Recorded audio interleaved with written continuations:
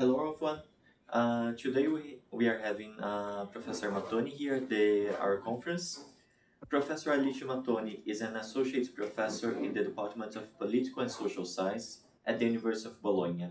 Her research focuses on the intersections between digital technologies and social movements, civil society organizations, and movement organizations.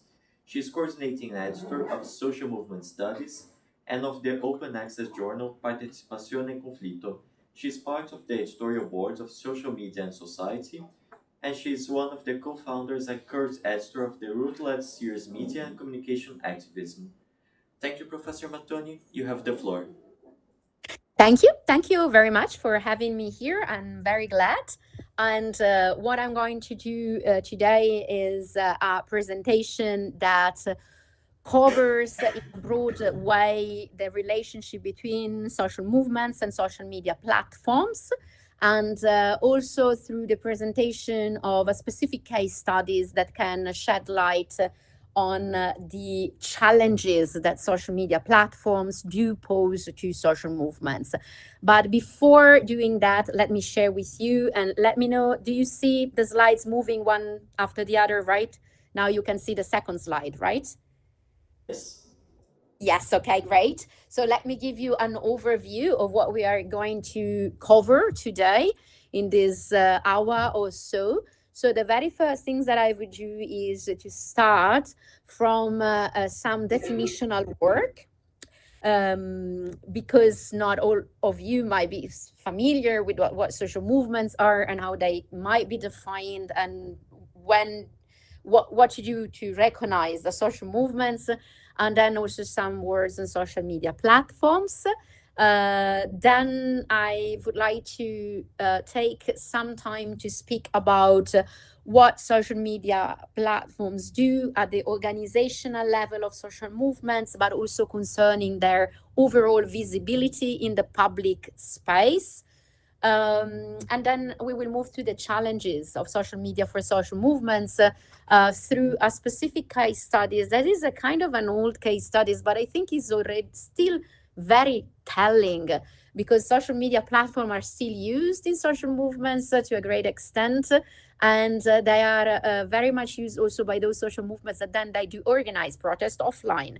And Occupy Wall Street and Occupy Pittsburgh was an early example of this usage. And as such, it is very useful to understand challenges that are still here with us today when we deal with social movements and social media platform. So some introductory reflection then. I am a social movement scholar. And for this reason, I really think it is important to give you some background information on that comes from this field of study, to have together a shared understanding of what we mean when we are talking about social movements. The very first point that I want to make is that social movements, and this is not just me saying this, of course, is basically the field of study that shared an agreement about what social movements are. So the very first thing is that there is an agreement on the fact that social movements are not things that happen to be there in the social world. They are actually social processes, a specific kind of social processes, because they are very much linked to the production of social change, but also in some cases, they might also be social processes according to which social change is resisted. So they can be bringing about social change, but they can also resist social change that is happening. So they're not things, they are processes. And how do they happen? They happen because they are sustained by networks that are very fluid and very difficult to catch, and they do not have very clear boundaries, and they are ever changing, so to say, also in the course of one social movement. So there are networks of actors. These actors are, of course, social movement actors in the first place. That can be both collective and individual actors.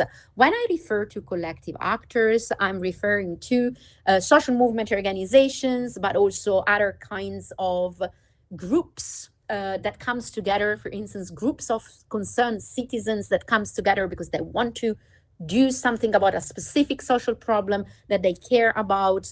But we can have different kinds, from the more structured to the least structured kind of collective actors that might participate in social movements that are also, of course, and increasingly so important, individual actors. We might have, of course, organizers, protest participants, but also bystanders, people who support the social movements from afar without being super involved in the social movement itself.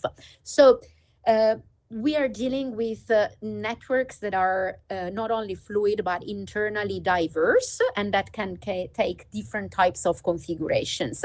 In some cases, these networks might become a bit more stable, and this is when we speak about social movement coalitions, a coalition of different actors that works together in a more structured way to reach a specific goal, frequently in the realm of politics, because we do not have to forget that when we are talking about social movement actors, we are talking about political actors.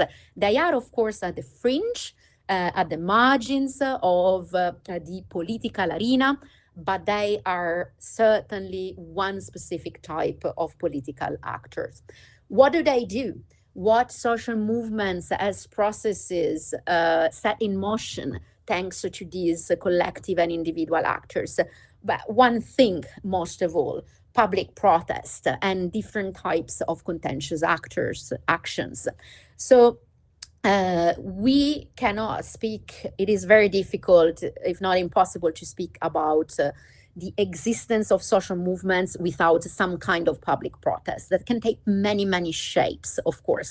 It's not only the usual street demonstration, that can be the squatting of specific buildings and public spaces, it can be petitioning, it can be really different types of mobilization, from legal ones to the more illegal ones, the more peaceful one, the least peaceful one, and so on and so forth. But all these kinds of collective actions, they do have one thing in common. They are public protest, and they are tackling contentious issues and resting on one form of collective action. That is to say, we need to have people coming together in these types of action. It's not sufficient to have just one individual protesting somewhere. This might be sometimes the trigger of larger than mobilization and of whole social movements, but having one person shouting against a specific problem in the streets alone, and that's it, that is not, of course,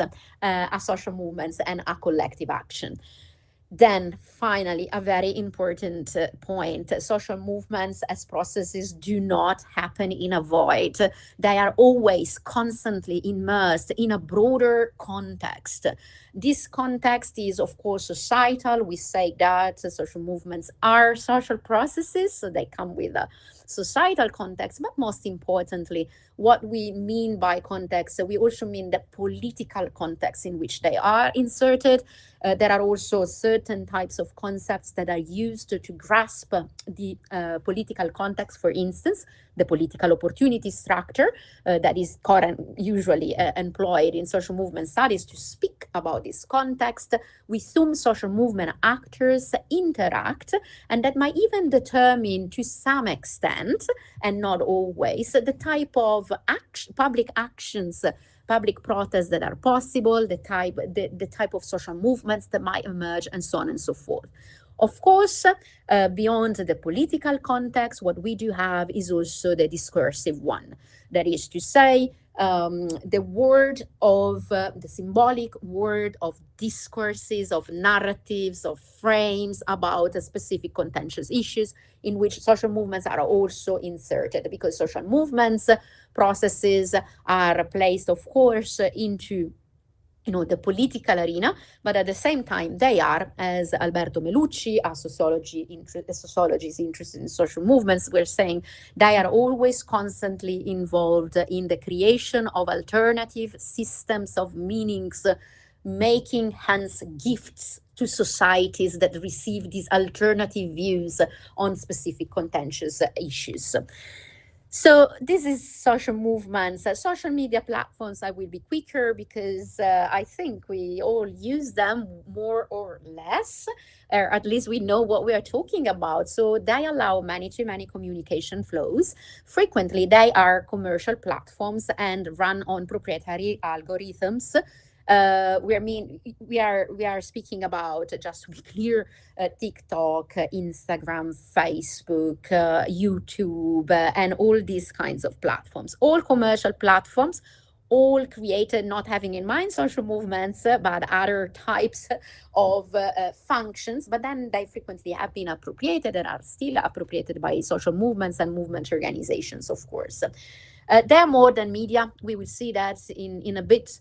They might easily become actors in themselves within social movements. This is what the literature suggests us. And they are inserted themselves also in a context because they are not the only types of media. There are many other media that still exist, the older ones, but also the newer one. Now we have then a media ecology that is really complex, in which social media platforms are only one bit of a much richer media ecology. So that side, I will move further and I will speak very quickly about social media platform, the organizational level of social movements, and the issue of visibility for social movements when it comes to social media platforms. So when we speak about organizational patterns, and I don't know honestly how familiar you are with the literature on social movements and media and digital media, broadly speaking, but here I put two milestones that really are important books when we want to understand social media and social movements, especially at the organizational level, in the case of the logic of connective action, but then also with regard to their ability to put together public protest in the case of digitally enabled social change. These are two very important books, and I will say a few words based on this book without the willingness to summarize them all for you, but some relevant points that comes from these couple of books. So the logic of connective action, if you're not familiar with that, really in a bit, the thing is that when we speak about social movements more generally, we have in mind social processes in which we do have collective actors that are at the center stage. But since the creation of social media platforms, and this is what Bennett and Segerberg were saying, we see a shift in the way in which social movements as processes manifest themselves in societies. And what they say is due to the presence of social media platforms, we might now speak about a different logic that is not anymore linked to the presence of collective actors, movement organizations, groups of citizens, and so on and so forth, but has at the center stage what? The individual participant using social media platforms, okay? So this is in a nutshell, the logic of connective action. So what happens is that social movement organizations are less relevant than in the past to organize social movements, to see social movements happening in societies, because a specific individual using a social media platform, for instance, Facebook, or they were mostly using Twitter, however, for their research, they can launch a tweet, and the tweet can be retweeted and then became viral, and then mobilization can, actually happen because of these initial tweets by an individual, not a movement organization. The physical co-presence is not necessary anymore in order to organize a social movement, while in the past that was basically one of the requirements for social movements to happen, that you need to have people in the same space to have a social movement, gathering in the streets, participating in the same demonstration, and so on and so forth. this is not the case anymore. This is what also Jennifer and Catherine Kimpor say in their book about digitally enabled social change.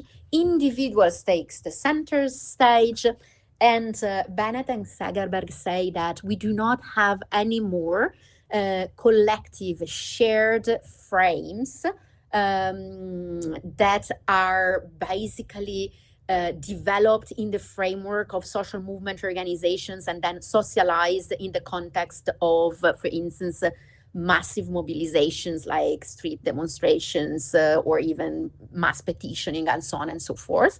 What they are saying is there are simple slogans, and these simple slogans act as personal action frames in the sense that everyone can appropriate that slogan and say and recognize themselves into that slogans and attach their own interpretation of the issue that is at stake. Okay, we will see an example of this kind of personal action frame later on through the case studies. And Bennett and Segerberg, what they are saying very powerfully is that communication becomes organization. Why? Because social media platforms, they run on algorithms that ensure or not the visibility of certain messages. And in doing this, they are very much acting as proper actors and that function as the organizational backbones of the mobilization that happen online. Here, if you want to have concrete example, you need to think about, for instance, the Black Lives Matter movement at the very beginning of its formation, and also the Me Too movement. These are two typical examples of social movements that developed mostly through social media, and that they do have the logic of connective action at their core, at least for a while, especially in the Black Lives Matter movement. And we saw that the movement evolved towards something different. But at the very beginning, it was the logic of connective action at work there, okay? And in this case, we do have movements in which social media platforms act as not just as communicative agents, but they are organizational agents within the social movement itself.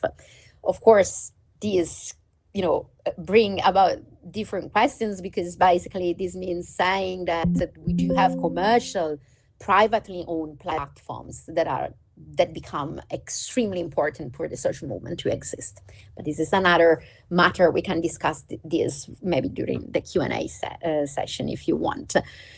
So already through personal action frames and a very brief description that I give about them, we can see that they ensure,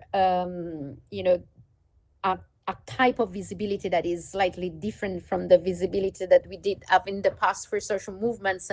And this is a book that I co-authored, and it's been published recently, and it's open access. So if you Google it, and you will find it, and you can download it entirely for free. In any case, what we do several things there, but one thing that we do that usually is not done in social movement studies, we studied social movement organizations when they were not engaged in organizing protests in the streets. So that is to say, they were in the so-called latency stages. So they were not involved in any protests, but they were still existing, of course, because social movements processes, basically, they become kind of carsick. They seem to disappear when we don't have people in the streets, but the actors are still there.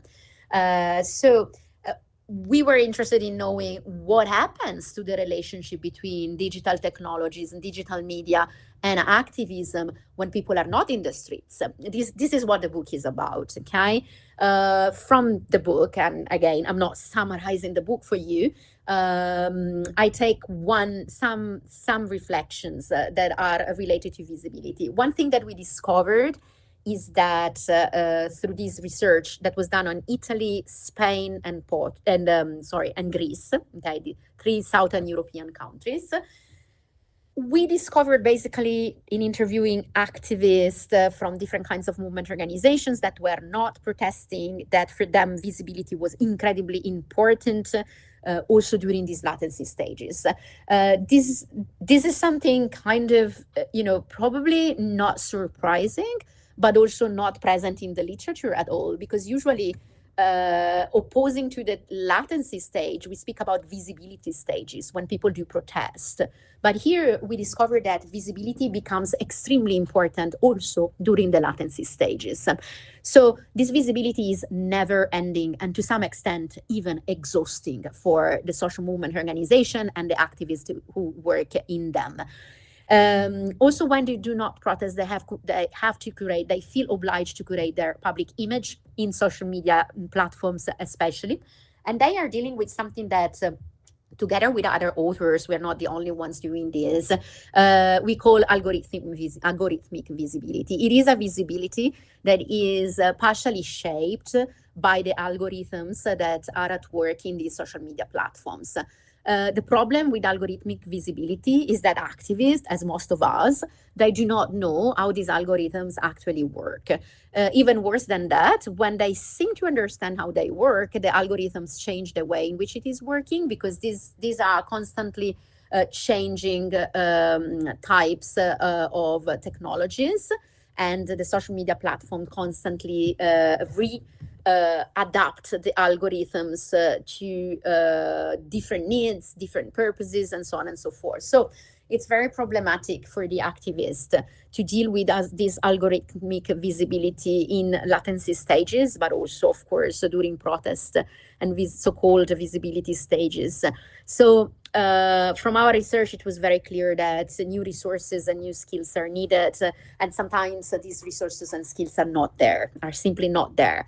In some cases, movement organization and activists decide to basically not engage with algorithmic visibility. They are there, but basically they don't care. They don't put any effort because they think this is a lost battle. In some cases, for the ideological reason, we met activist organization, movement organization that decided not to be present on social media platforms because these are commercial platforms. And so they decided not to put their work in this type of spaces. And in other cases, we found an interesting thing, that is the importance of building a good reputation for the social movement organization beyond and the social media platform. In this way, when something is seen by that social movement organization in the social media platform, since the reputation is high, that voice will be listened to more than other voices, because we are dealing with a cacophony of voices, a lot of noises. So this is one thing that the activists were doing. They are, or are still doing, they are basically working more on their reputation. Interestingly, this reputation is built not in the social media platforms themselves, but outside them, through face-to-face interactions. And what we discovered is that face-to-face interaction in latency stages for movement organization are incredibly important still today, even when they decide to use social media platforms. And one reason why they are important is that they are used to build a good reputation within the network in which and the context in which movement organization acts and engage with politics.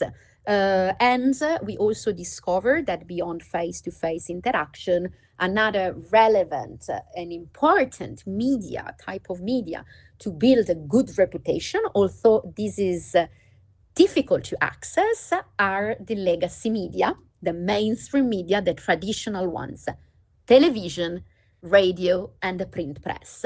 Still incredibly important today for activists, even again when they decide at the same time to engage with social media platforms.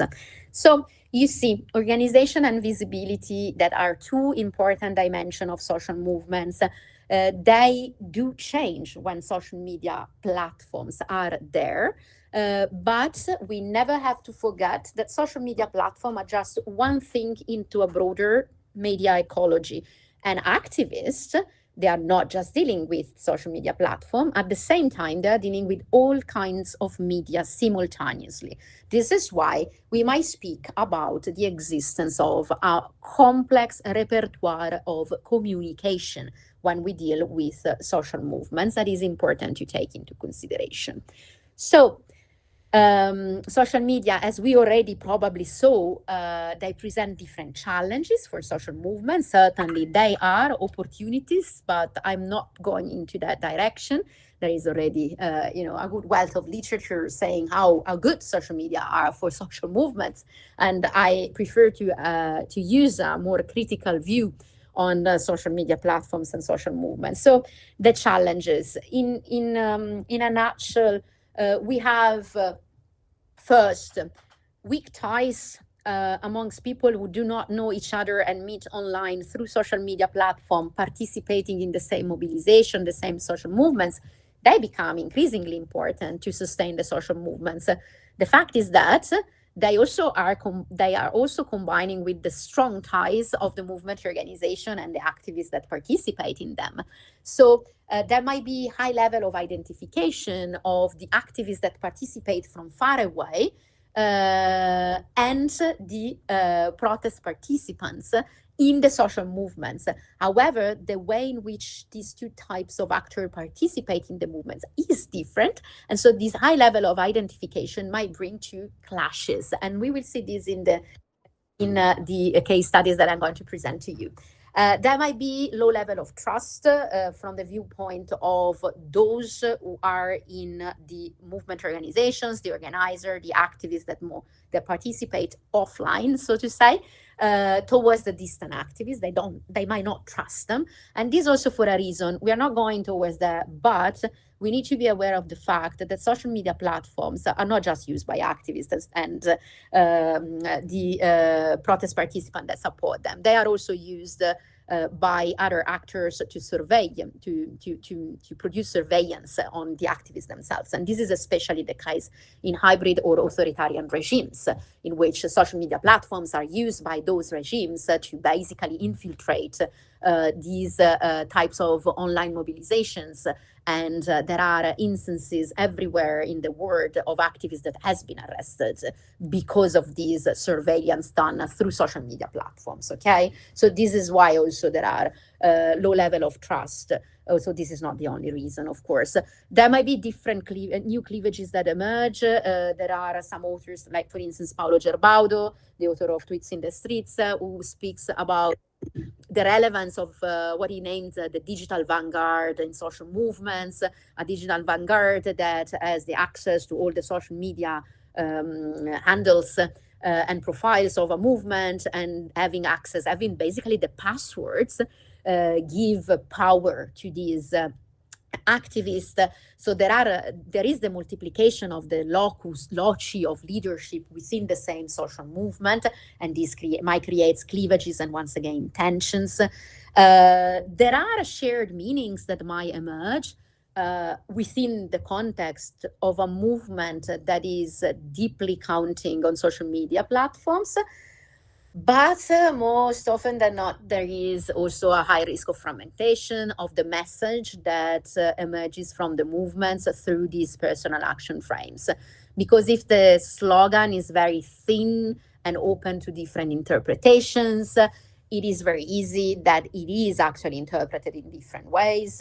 And then the overall message that the movement gives back in public might be even confusing sometimes and contradictory, to say the least. In this case, there are, some core activists that become brokers that are even more important than in the more traditional social movements. Why so? Because they can be the ones who basically ensure a certain consistency of the message that the movement is able to produce. And a relevant aspect is the concept of political translation. That is to say, it is not enough anymore to have these personal action frames through these thin slogans traveling across the world, because this is what happened frequently. These movements go beyond the the country in which they were born. They travel fast as well, because they become kind of viral with their messages and everything. But these messages need to go through some sort of political translation, because it is true that the social media platforms are global, and then these messages travel globally. But then they meet different types of contexts. And so, for instance, slogans like "We are all Occupy" or "We are the 99%," they might have that were common in Occupy Wall Street's mobilization, for instance, back in the 2010s. Then these slogans might acquire a different meaning according to where they are said, basically, where they travel. So from the US, where these slogans was originally created, "We are the 99%," when it traveled to Italy, that was interpreted and understood in slightly different ways, probably, than as it was understood in originally in the US. So the importance of political translation has always been important, even in past social movements in which social media platforms were not part of the equation. But today, this is increasingly so. Although frequently this is not thought about, also within social movements and broad mobilization that develop globally. And if you want to, to focus on this aspect of political translation, there is this author who is Nicole Dörr, based at the University of Copenhagen, who did a great work on political translation in past social movements, the global justice movement, and its importance. So in these 20 minutes or so that are missing, I want to show you, to speak with you about a case study that is Occupy Pittsburgh. The reason I'm doing this, so this was basically developing in 2011, so 13 years ago, is important, I think, in any case, because it puts it sheds light on some things that are still important and relevant for current social movements that develop online, but also at the same time or immediately after they become something that is existing physically in a physical space. And so there is this hybrid, basically combination of online and offline into the social movements. Also, I was there. So what I did was that I used the ethnographic method. At that time, I was a postdoc at the University of Pittsburgh in the sociology department, when basically Occupy Wall Street's became a movement. So I was lucky enough to follow the movement from the very, very beginning, but from a very specific angle. That was, I was not in Zuccotti Park in New York. I was in Pittsburgh, and a city in which the movement in any case developed. And I observed the movement from these from this angle, from the Pittsburgh angle. So this is what I did, more or less, from the very, very, very beginning. I was there participating in different assemblies, campsite activities, working groups, marches. Also, I'm interested in social media and digital technologies and so on. What I was doing there was helping the activists creating a printed newspaper of the Occupy Pittsburgh encampment that we then distributed across the city. And then I was also at the same time, whenever possible, monitoring online activities. So the main points here, as you know, or maybe not, social media, just to go back a bit, Occupy Wall Street is one of the first movements in which social media platforms were central, okay? This is why it was so interesting also for me, because it was the first time that such a massive movement also used in that way social media platforms. It was 2011. So social media platforms were not there for a long time already, but we were just at the very beginning. So what I can say, 3 main points. First, what we can notice in this kind of movements that use social media platforms and then also, however, have a physical presence somewhere, is that there is the creation of a complex infrastructure for political participation. There are many ways in which people can participate in the movement. There are many types of activities that they can do to participate in the movement, because there is this complex infrastructure. And the interesting point for me is not that this happens, because that's okay, it's almost today a given. But for me, the very relevant question was, okay, then, if different types of political activities are possible to belong to the movement, to participate in the movement, what happens when they do collide? Because they did collide in several manners. So what happens when these different ways of being in the movement come together and clash in a way or another? That was the question that was more interesting for me. It was a question guided by the fieldwork to some extent, because I saw those clashes happening. And I saw, wait a moment, here is not all smooth as it might be depicted from far away. When you are within, you can see that things are a bit more complicated. This is where the camp was and the tents were set. This is a picture taken from Google, and it's a semi-public space. It is owned by a bank, this space, and it was entirely occupied by tents. This infrastructure for participation was very interesting for me, because it had, of course, this physical space that I'm showing you here at the center, so to say. Although some activists would tell me, no, that was not the center.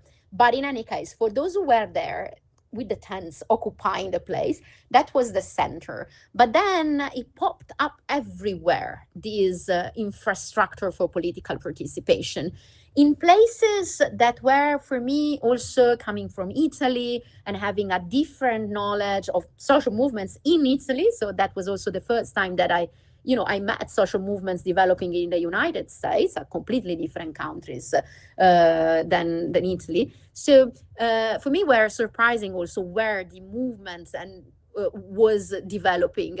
I remember, for instance, many Starbucks.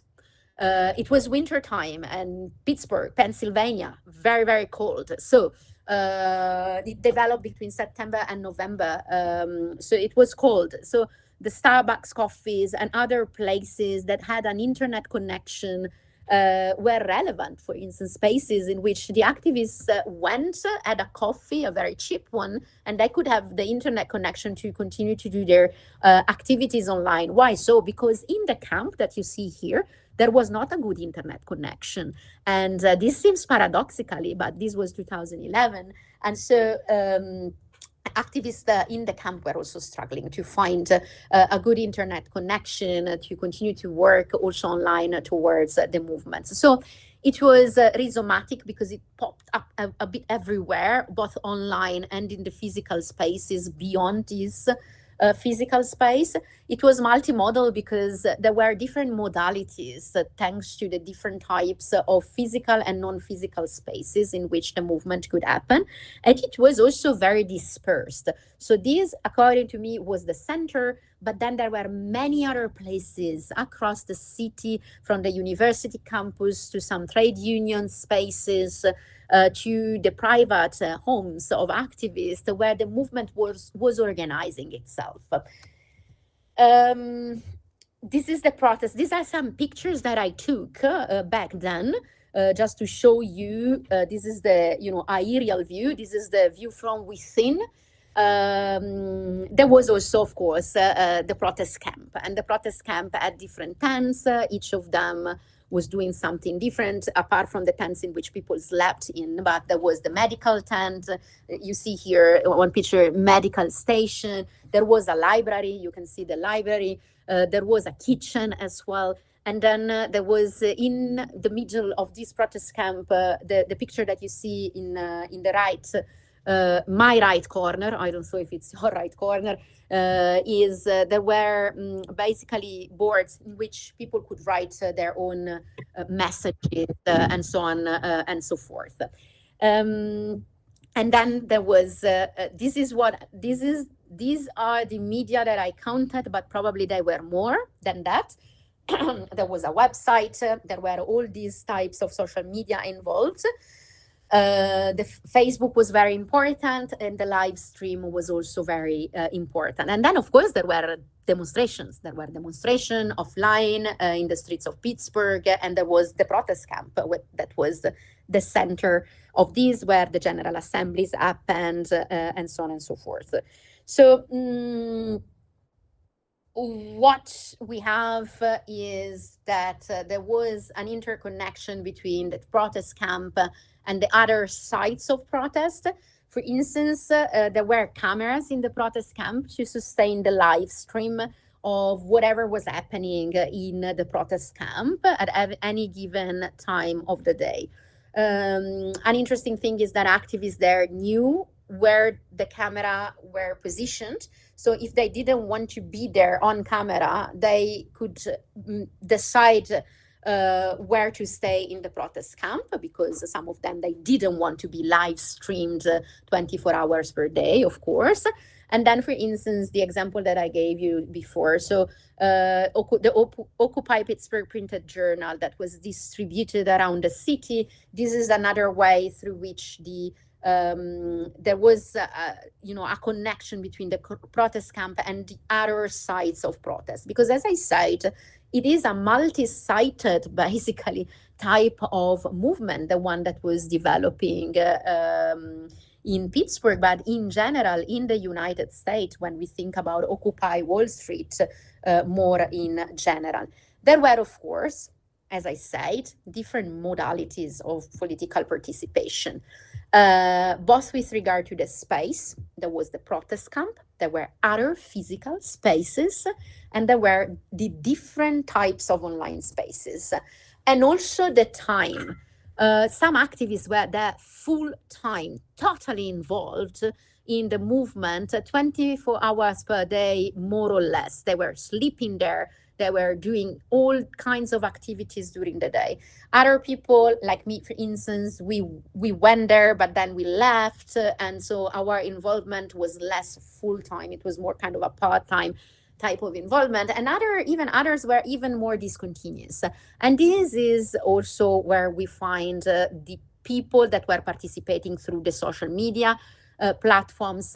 Although some of them were there full-time on the social media platform, more or less, there were also a lot of people in the social media platforms that were participating in a highly discontinuous way. They went for, a couple of minutes, and then they left, and then they came back for an hour or so on and so forth, posting messages, interacting with the other people on Facebook, and so on and so forth. So you can see, if you cross these three modalities of participation with regard to space, and then the other three with regard to time, we really have different configurations of how you could participate in the movement. What happened, what I saw, and this is almost the end of the talk, is that there were collisions, and these were related on the one hand to the live streaming, on the other hand to the Facebook wall. So with regard to the live streaming, basically what happened was, when we had the General Assemblies, the physical arrangement of General Assemblies were basically shaped and influenced by the fact that they were live streamed, because some people, as I said, they didn't want to be live streamed. So the General Assembly was basically rearranged physically in a way that the people who didn't want to be live streamed, they were out of the camera. And of course, the expression of dissent might also be difficult for some people, because they knew that they were on camera live stream, and who knows who is watching that, and then with what consequences. And also what I saw, most importantly, is that I don't know how much you know about Occupy Wall Street and that kind of movements, but the General Assembly applied a specific type of decision-making process that was through the consensus. So everybody should agree on any kind of issues to take a decision. If even one person does not agree, then the General Assembly will continue to discuss this issue until the person is convinced or yeah, the person is convinced, basically. This is why this General Assembly could last really forever. But there was a clash because the General Assemblies were live streamed, and this allowed people from far away to participate in the same General Assemblies.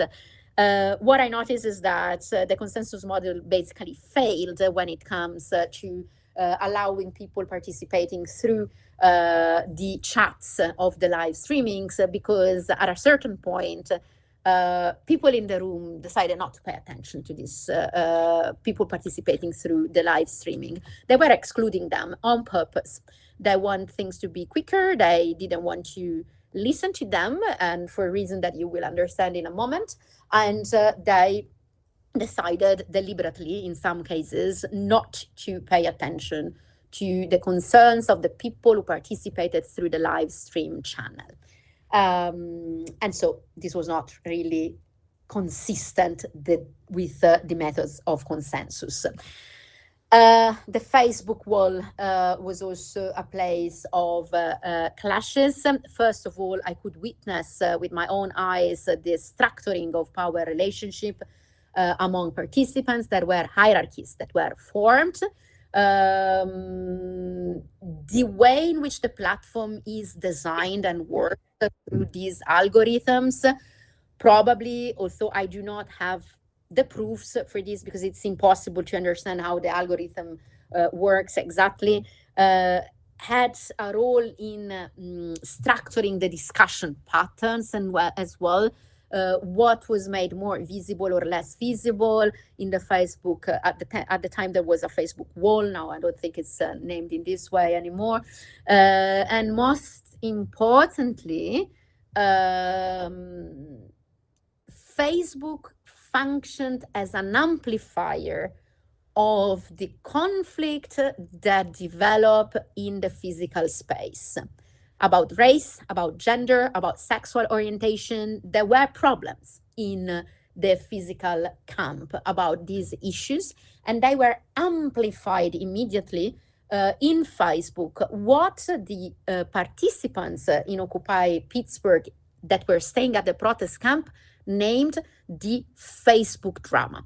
This Facebook drama was so relevant and so annoying to some extent, so disruptive for the people who were at the camp, that at a certain point we were almost deciding as a General Assembly to shut down the Facebook group of Occupy Wall Street. Then this decision didn't pass, but we were very, very near doing that because of this Facebook drama that was so detrimental for those who participated in Occupy Wall Street, in the protest camp, in the physical one. So three main challenges. These tensions between the different modes of political participation, they need to be taken into consideration whenever we see a movement that allows for different in types of involvement with the movement itself. And this is in more and more common. So Occupy Pittsburgh was one of the first, Occupy Wall Street, sorry, was one of the first movement doing this, together with the so-called Arab Springs mobilizations and the 15M movement that developed a bit before Occupy Wall Street in Spain, okay? This was the first wave, but today is still the same. Basically, movements, they do develop online, but they also do develop frequently offline. And this creates these tensions. The definition of the very site of protest and its legitimacy is also very important. Where is the real movement, and who is the real participants in the movement, and so can have a say on what the movement should look like, organize, take decisions, and so on and so forth. This is a very relevant issue. I could see that at work in Occupy Pittsburgh, is the overall question of who owns, so to say, the movement.